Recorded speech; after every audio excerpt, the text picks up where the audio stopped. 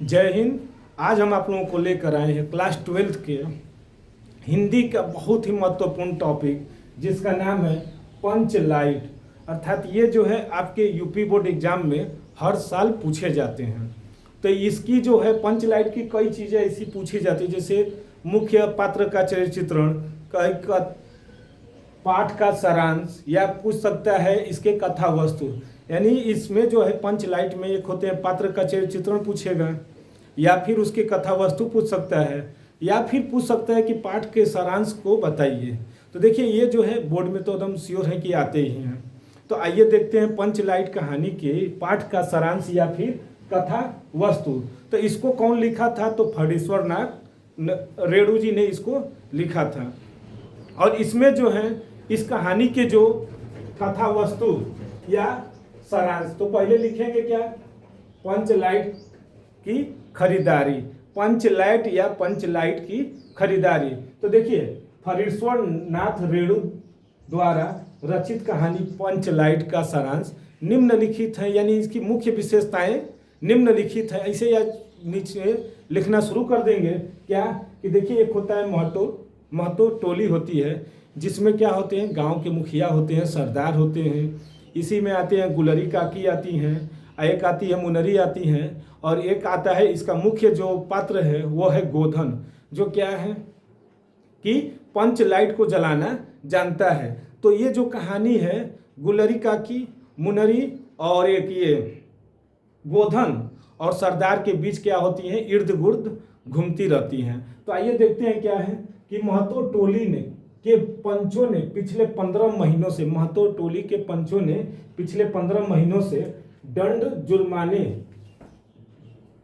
के द्वारा जमा पैसों से, यानी महतो टोली के जो लोग थे पिछले 15 महीनों से दंड जुर्माने के द्वारा जमा पैसों से रामनवमी के मेले से इस बार पेट्रोमैक्स, देखिए ये यही है मेन इसका कि पेट्रोमैक्स खरीदा, जिसे गांव में उसे पंच लाइट कहते हैं। जैसे हम लोगों में अब क्या कहते हैं, उसको पेट्रोमैक्स कहते हैं, लेकिन उस गांव के लोग उसे पंच लाइट कहते हैं। इसे खरीदने के बाद बचे 10 रुपए से पूजा पाठ की सामग्री खरीदी जाती है। यानी महतो टोली के जो लोग थे क्या किए थे कि रामनवमी के दिन एक पेट्रोमैक्स खरीद कर ले आते हैं, और उसी में से क्या करते हैं 10 रुपया जो बचा रहता है पूजा की सामग्री लेकर आते हैं। और इसको क्या किया जाता है, पंच लाइट को देखने के लिए गांव के सभी लोग क्या होते हैं वहां पर एकत्रित होते हैं। और वहीं पर एक सरदार हैं जो उस गांव के जो सरदार होते हैं, मुखिया होते हैं, उन्होंने अपनी पत्नी को आदेश दिया, क्या दिया कि पूजा पाठ का इंतजाम करें। अर्थात ये पहला जो था पंच लाइट खरीदने की खरीदारी के लिए, तो महतो टोली के जो लोग थे रामनवमी के दिन क्या किए थे, एक पेट्रोमैक्स खरीदे थे, जिसे गांव में लोग वो क्या करते थे, पंच लाइट। और उसे देखने के लिए जाहिर सी बात है पहली बार अगर गांव में कोई भी चीज़ अगर नई चीज़ आती है तो लोग वहां पर एकत्रित हो जाते हैं उसे देखने के लिए। और वहां पर जो मुखिया थे उन्होंने क्या कहा अपनी पत्नी को कि पूजा पाठ का इंतजाम करें। इसके बाद आता है कि जलाने की समस्या, ये था पहला नंबर। दूसरा नंबर था इसको जलाने की समस्या।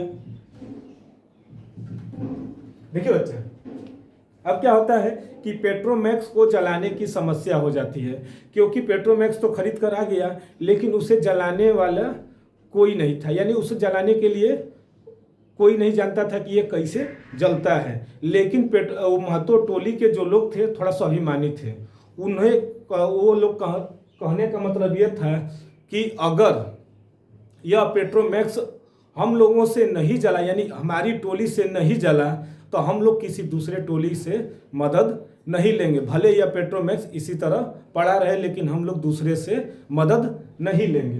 तो वही है कि महतो टोली के लोग पंच लाइट के आने से अत्यधिक उत्साह में थे, परंतु कोई भी उसे जलाने नहीं जानता था। पंच लाइट के न जलने पर सभी के चेहरे उतर गए और उनका मजाक उड़ाया जा रहा था, परंतु उनका प्रण था कि पंच लाइट भले ही बिना जले पड़ा रहे लेकिन किसी दूसरी टोली से मदद नहीं ली जाएगी, चाहे वो कोई भी होगा लेकिन हम लोग इससे मदद नहीं लेंगे।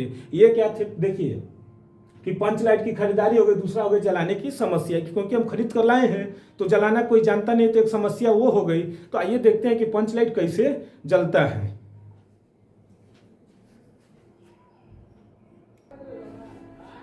देखिए, जलाने की जब समस्या आई तो वहीं पर जो है एक पात्र थी इस कहानी की, जो मुख्य नायिका है, वो जानती थी कि नायक जो है क्या करता है, पंच लाइट को जलाने जानता है। और वो नायिका की जो नाम थी मुनरी। जो इस पात्र की जो नायिका है, यानी इस कहानी की जो नायिका है, वो है मुनरी, जो गुलरी काकी की एकलौती पुत्री है। वो अच्छी तरह से जानती थी कि पंच लाइट को जो जला सकता है वह इस पात्र यानी इस कहानी का जो नायक जो है गोधन, वही जला सकता है। तो सरदार ने क्या किया, वहाँ पर डायरेक्टली तो ये जाकर वहाँ पर बोल नहीं सकती है सरदार को कि गोधन क्या है, पंच लाइट जला सकता है। तो इन्होंने क्या किया, अपनी सहेली कनेरी को बताई, क्या बताई कि गोधन जो है पंच लाइट जलाना जानता है। तो कनेरी ने क्या किया, यह बात सरदार के यहाँ ले गई और सरदार ने क्या किया कि गोधन की खोज करवाना शुरू कर दिया। तो वही है ये कहानी का जो पात्र है कि इसमें क्या है, गोधन की खोज। ये इस कहानी के गोधन जो है मुख्य नायक है। तो वही मुनरी जो कि गुलरी काकी की बड़ी बेटी है और गोधन से प्रेम करती है। ये भी है कि इसमें जो नायक और नायिका की प्रेम कहानी का चित्रण किया गया है कि मुनरी जो कि गुलरी काकी की बड़ी बेटी है और गोधन से प्रेम करती थी। उसे पता था कि गोधन पंच लाइट जलाना जानता है, लेकिन गोधन का हुक्का पानी बंद हो गया था। क्यों बंद हो गया था?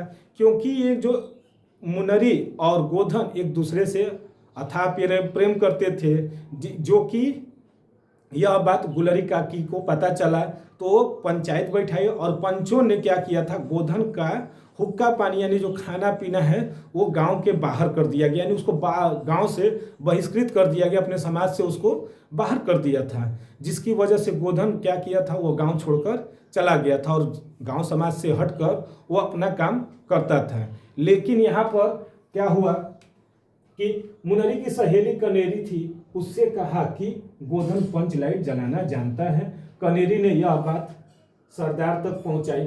पंचों ने निर्णय लिया कि गोधन को बुलाया जाए, क्योंकि इन लोगों का एक प्रण था कि हम दूसरी टोली का मदद नहीं लेंगे और गोधन जो था अपनी ही टोली का एक युवक था। तो इसीलिए वो लोग सोचे कि दूसरे से मदद लेने से अच्छा है कि गोधन को ही बुलाया जाए। तो क्या हुआ कि पंच लाइट का जलाया जाना। तो सरदार ने डंडीदार को भेजा, यानी अब क्या हुआ, गोधन को सरदार ने क्या किया था, वहाँ पर जितने भी थे लोग, तो उनमें से कुछ लोगों को सरदार ने क्या किया कि जाओ और गोधन को बुला कर लाओ। लेकिन गोधन वो आता नहीं है। क्यों नहीं आता है? क्योंकि पंचों ने उसको क्या किया था, बेइज्जत कर बाहर किया था अपने समाज से, इसीलिए वो आने से इनकार कर दिया। तो वही गुलरी की जाती है, तब गोधन आता है और गोधन ने क्या किया, पंच लाइट को जलाया। तो देखिए, सरदार ने डंडीदार को भेजा तो गोधन ने आने से मना कर दिया। तब गुलरी काकी गई और तब गोधन आया।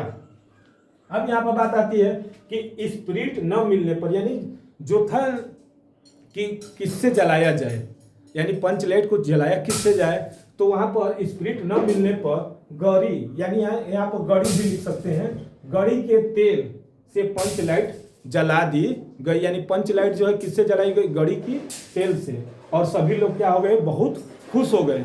इसके बाद वो खुशी के बाद क्या हुआ, गोधन ने जो ही पंच लाइट जलाया, सभी लोग खुश हो गए। और इसके बाद क्या किए, गोधन को जो सजा दिए थे उसे वो माफ कर दिए, अर्थात गोधन को माफ करना। यहाँ पर है अगली हेडिंग कि गोधन को माफ करना। तो देखिए, पंच लाइट जलाकर गोधन ने सबका क्या किया था, दिल जीत लिया था। मुनरी ने प्यार भरी नजर से गोधन को देखा, यानी मुनरी जो थी, जो गोधन से क्या करती थी, प्रेम करती थी, तो उसे प्यार भरी नजरों से देखती है। तो सरदार ने गोधन से कहा कि तुमने हमारी जाति का क्या किए है, इज्जत रखे हो। यानी गोधन को सरदार ने कहा कि तुमने हमारी क्या किए हो, कि हमारी जाति का इज्जत रखे हो, इसलिए तुम्हारा 7 खून माफ कर दिया। खूब गाओ सलीमा का सलम सलम वाला गाना, यानी सरदार ने गोधन को माफ करते हुए कहा कि तुमने हमारी जाति की इज्जत रखी है, तुम्हारा 7 खून माफ है, और कहा कि तुम जाओ और खूब गाना गाओ सलम सलम वाला गाना। गुलरी काकी ने, यानी जो गुलरी मुनरी की जो काकी थी, उन्होंने क्या किया, गोधन को खाने पर बुलाया। गोधन ने एक नज़र वहाँ पर फिर से मुनरी को देखा, जिससे मुनरी की जो पलकें हैं लज्जा से क्या हो जाती हैं, झुक जाती हैं। ये जो कहानी थी पंचलाइट, इसकी ये सारांश था और कथा वस्तु, यानी पंचलाइट जो कहानी का जो सारांश और कथा वस्तु ये थी। और भी ऐसे हम हिंदी के महत्वपूर्ण टॉपिक लेकर आते रहेंगे। तब तक के लिए धन्यवाद।